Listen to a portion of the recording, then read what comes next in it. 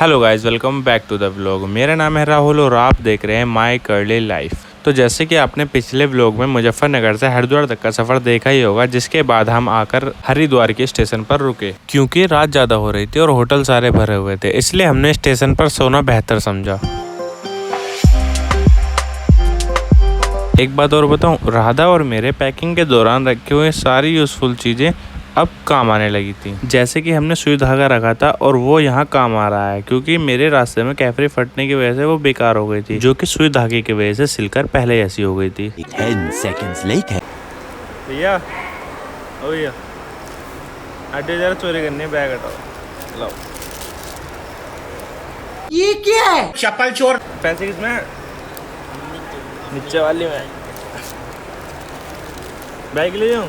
हैं? चलो आए थे, चलो मिलता हूँ बेटे। नहीं, Much later. काफ़ी देर तक फ़ोन चलाने के बाद मेरे को थोड़ी सी नींद आई और जैसे मैं लेटा वहाँ पर इतना ज़्यादा शोर था कि सोना तो बहुत मुश्किल था। और सबसे बड़ी बात, हम स्टेशन पर थे तो ट्रेन की आवाज़ बहुत ज़्यादा इरिटेट कर रही थी। मुझे तो इतने शोर में नींद नहीं आई तो मैं आ गया सबके लिए चाय लेने, और वो सोने की क्लिप तो मैंने ब्लॉग के लिए बनाई थी। वाह, क्या एक्टिंग कर रहा है। चाय वो वाली मशीन से बनाते हैं। चाय, हाँ, इलेक्ट्रिक मशीन। ये रेल की चाय है, तभी तो 15 रुपए की है। अब निकली काली काली। अच्छी तो है, इलायची पाउडर वगैरह है सब। चाय तो हमने पी ली थी, लेकिन बाहर जाने के लिए दिन तो अभी नहीं निकला। तो राधा और मैं सुबह के अंधेरे में निकल गए मॉर्निंग वॉक पर। बाहर जाकर हमने पूरा स्टेशन विजिट किया।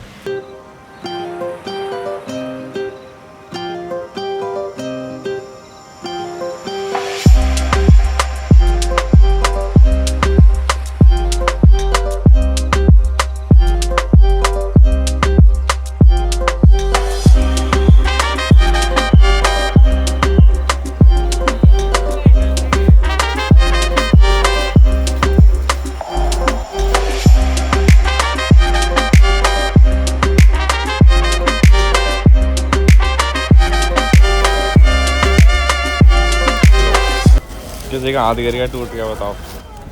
इतनी भीड़ है राधा, पीछे किसी का हाथ गिर गया। बाहर तो नज़ारा अंदर की तरह था क्योंकि भीड़ अंदर भी थी और बाहर भी थी। लेकिन पापा यहाँ बैठे बैठे कुछ देखकर हंस रहे थे। उन्होंने मुझे कहा कि देखना। मैंने जैसे ही देखा तो मेरे को लगा किसी भले आदमी ने सुबह सुबह भंडारा करा रखा है। लेकिन जब गौर से देखा तो ये भंडारे की नहीं, टॉयलेट जाने के लिए लाइन लगी हुई थी, जिसे देखकर मेरी बुद्धि भी सनक गई क्योंकि मुझे भी वहीं जाना था। मैंने अपने 10 रुपये रख लिए क्योंकि फ्रेश होने के 10 रुपये और टॉयलेट के 5 रुपये थे, तो मैंने सोचा 10 रुपये में टॉयलेट और फ्रेश दोनों हो लूंगा। बहुत तेज हो रहा है, बहुत तेज। लेकिन वहाँ तो भीड़ बहुत ज़्यादा थी, तो मैं सुमित भैया को ढूंढने के लिए निकल गया क्योंकि सुबह से वो गायब थे। जैसे मैंने देखा वो एक पिलर के पास खड़े थे। क्या बात है, क्या तार लगाई तुमने? पहले देख पावर बैंक कर रहा हूँ। हाँ, सही है। सुमित भैया तो मिल गए थे जो कि अपना पावर बैंक चार्ज कर रहे थे। तो जैसे ही मैंने नहर घुमाई दूसरे पिलर पर, ये शिवा भी वहीं खड़ा मिला। सारे पिलर गिर लगे, उधर तो नहीं गए अपना। पापा तो मौका पाकर फ्रेश होने के लिए लाइन में लगे और फ्रेश होकर निकल भी लिए, लेकिन मैं यहाँ भंडारे की टॉयलेट की लाइन में आकर लग गया।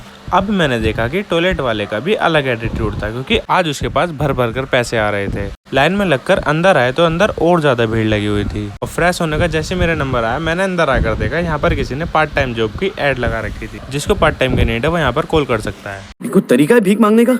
346 minutes later.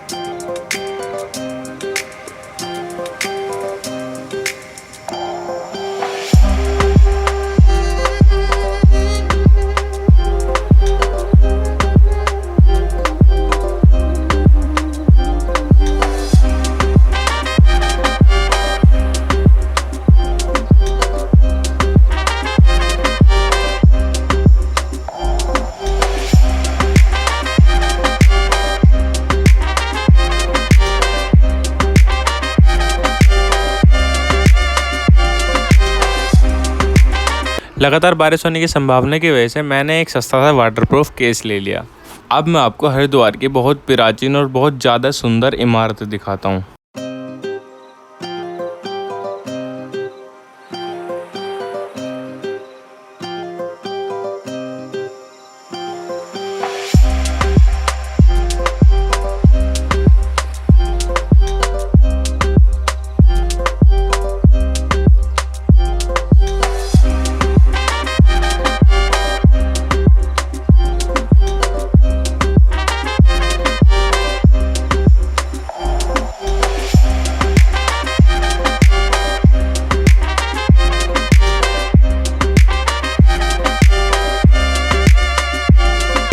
और ये वो जगह है जहाँ पर रेडीमेड कावड़ बनाकर बेचते हैं, क्योंकि कोई कोई बंदा सजा कर नहीं रेडीमेड खरीद कर ले जाता है।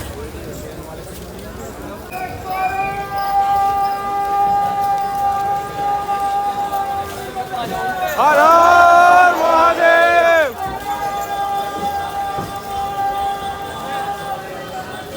हर हर महादेव, जय जय।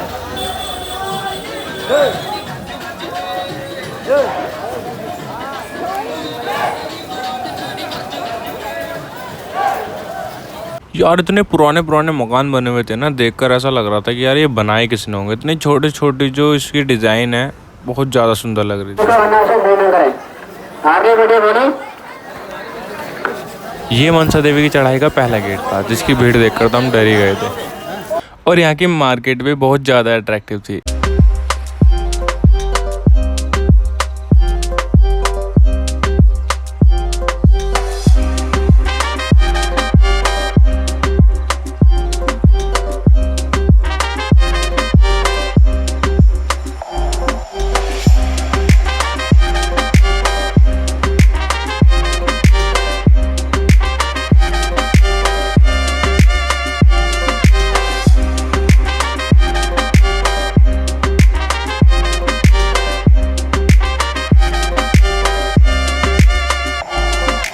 और भाई ये नज़ारा देखकर तो सच में मेरे को इतना ज़्यादा सुंदर लग रहा था, क्योंकि चारों तरफ इतने सारे लोग थे, घाट पर इतने सारे लोग थे, नहा रहे लोग थे। मतलब कि इतनी भीड़ और इतने श्रद्धालु और इतनी श्रद्धा देखकर तो सच में मन भा गया था। ये सब देख के हमें तो रहा नहीं गया, इसलिए हम भी घाट के अंदर चले गए।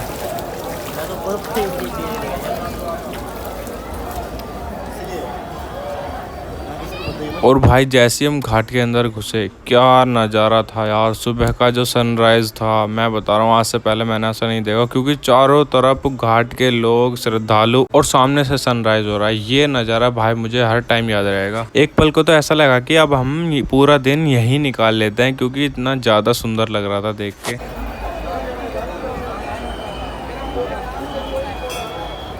स्टेयर पर हर थोड़ी थोड़ी दूर पर लोगों ने दुकानें लगा रखी थी, मंदिर का सामान रख रखा था, पूजा अगरबत्ती धूप सब चीज़, और छोटे छोटे मंदिर बना रखे थे सब अपने पंडित लोगों ने जो यहाँ पर रहते हैं।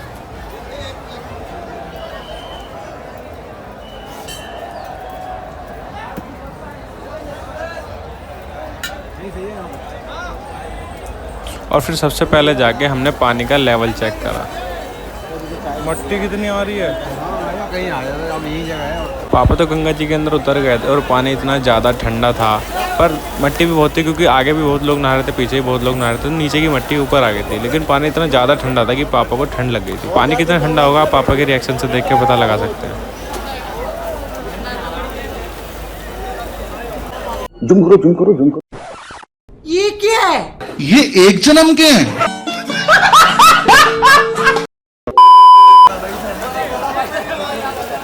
पापा तो नहा चुके थे, जिसके बाद हमने पापा को अपने बैग और सामान के पास बैठा दिया, क्योंकि यहाँ पर पलक झपकते ही बैगों का बहुत जल्दी झोलमोल होता है। आप इसे चोरी कह लो या गलती से उठा कर ले जाना कह लो, मतलब यहाँ हो जाता है। अपने सामान की सेफ्टी करनी तो ज़रूरी है, क्योंकि वहाँ पर हमारा बहुत ज़रूरत का सामान रखा हुआ है।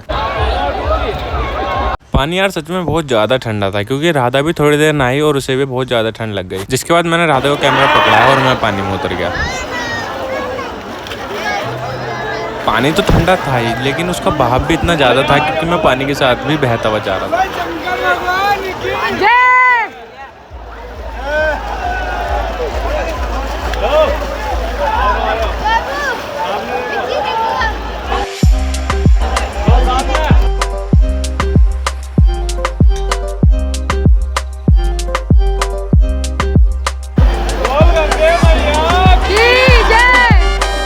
चीज़ और बताना गाइस कि मतलब ये चीज़ गंगा में डालनी अब फेयर है कि अनफेयर है, क्योंकि ऐसी बहुत सारी सिराने वाली चीज़ें गंगा को बहुत प्रदूषित करती हैं जो कि हमारे लिए भी बहुत हानिकारक है। ये ठीक है या नहीं मेरे को कमेंट करके बताना।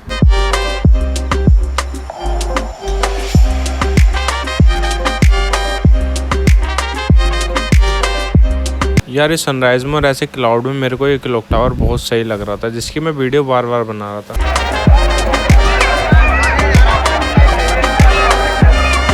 और अब सुमित भैया ने 21 डुबकियों का प्रण ले लिया था, जिसके बाद उन्होंने 21 डुबकी लगानी चालू करी।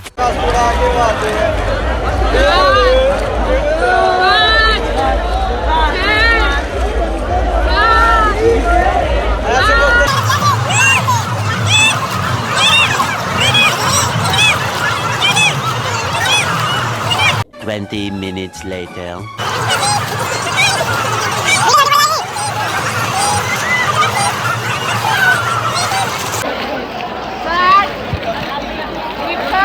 लेकिन 1 सेकंड। हाँ भाई मैं भी वही सोच रहा हूँ, मैंने तो 21 बोला था लेकिन ये 60 कैसे आ गया मैं बताता हूँ। क्योंकि इन्होंने कंटिन्यू करते करते सोच लिया था कि मैं 21 नहीं 101 डुबकी मारूंगा, तो अभी 101 डुबकी मार रहे हैं।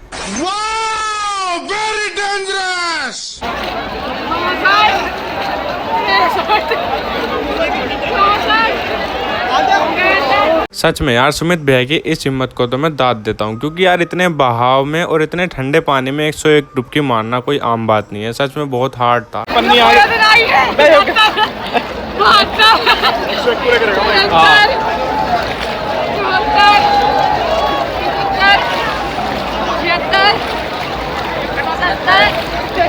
और भाई यहाँ पर हम एक चीज़ को देखकर बहुत अचंभे में हो गए थे, क्योंकि जैसे ही सुमित भैया ने अपनी 101वीं डुबकी पूरी करी और जैसे ही वो पानी से बाहर आए, वैसे ही सूरज बादलों में से निकल के आया और चारों तरफ उजाला हो गया। अब इस चीज़ को चमत्कार मानो या इत्तेफाक, क्योंकि ये सब हमारी आंखों के सामने हुआ था। सूरज निकला और चारों तरफ रोशनी हो गई। सुमित भैया को देखकर अब मेरे में भी थोड़ी सी हिम्मत आ गई थी। मेरे को तैरना तो आता नहीं था, लेकिन मैंने सोचा अब मेरे को भी 21 डुबकी मारनी चाहिए, तो मैं भी 21 डुबकी मारने के लिए शुरू हो गया।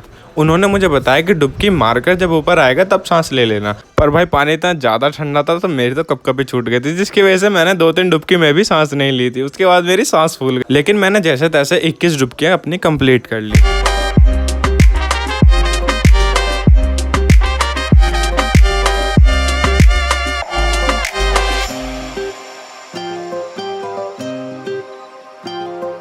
काफ़ी देर तक नहाने के और मस्ती करने के बाद हम लोग पानी से बाहर आ गए, और जिसके बाद हमने गंगा मैया का आशीर्वाद लिया और अपने कपड़े चेंज करने के लिए चले गए।